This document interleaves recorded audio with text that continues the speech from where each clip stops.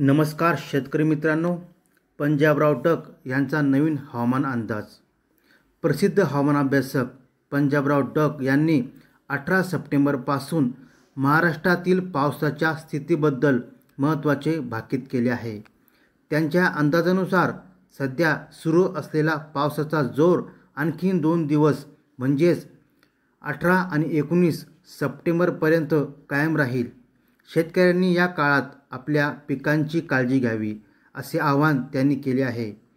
19 सप्टेंबरपासून पावसाचा जोर कमी होण्यास सुरुवात होईल असे पंजाबराव डक यांनी सांगितलेले आहे. परंतु जोर कमी झाला तरी लगेच पाऊस पूर्णपणे बंद म्हणजेच थांबणार नाही. स्थानिक हवामानातील बदलामुळे राज्यात ठिकठिकाणी तुरळक पाऊस पडत राहील. त्यामुळे शेतकऱ्यांनी या बदलाकडे लक्ष देणे आवश्यक आहे. हवामानातील आणखी एक महत्त्वाचा बदल म्हणून सप्टेंबर महिन्याच्या शेवटच्या आठवड्यात राज्यात पुन्हा एकदा जोरदार पाऊस येण्याची शक्यता आहे. डक यांच्या अंदाजानुसार 24 सप्टेंबरपासून पावसाला पुन्हा सुरुवात होईल.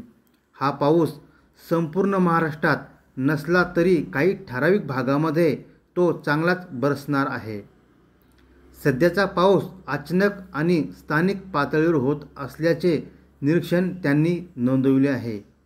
हा पाऊस ढगफुटीसारखा असल्याने काही ठिकाणी जास्त नुकसान होऊ शकते.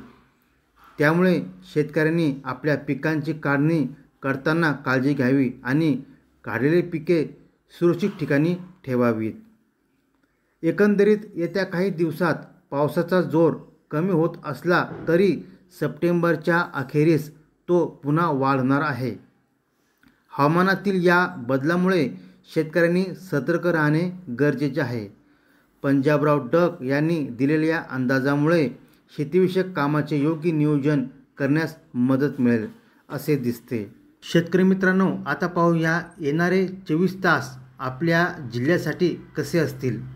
याचा सविस्तर आणि अचूक अंदाज आपण आता जाणून घेणार आहोत.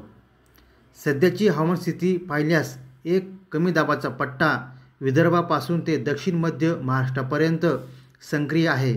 याच परिणामामुळे या पट्ट्याच्या आसपासच्या भागामध्ये पावसासाठी अनुकूल वातावरण निर्माण झाले आहे.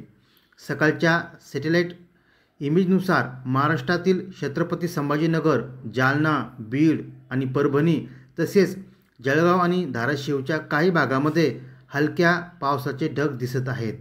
या विदर्भात चंद्रपूरच्या दक्षिण भागात, गडचिरोलीच्या काही भागात आणि अमरावतीच्या उत्तर भागामध्येही हलक्या पावसाचे ढग दाटले आहेत. राज्याच्या उर्वरित भागामध्ये ढगाळ हवामानासह तुरळक ठिकाणी हलक्या पावसाचे थेंब असू शकतात. मात्र सध्या कुठेही जोरदार पावसाचे दाट ढग नाहीत.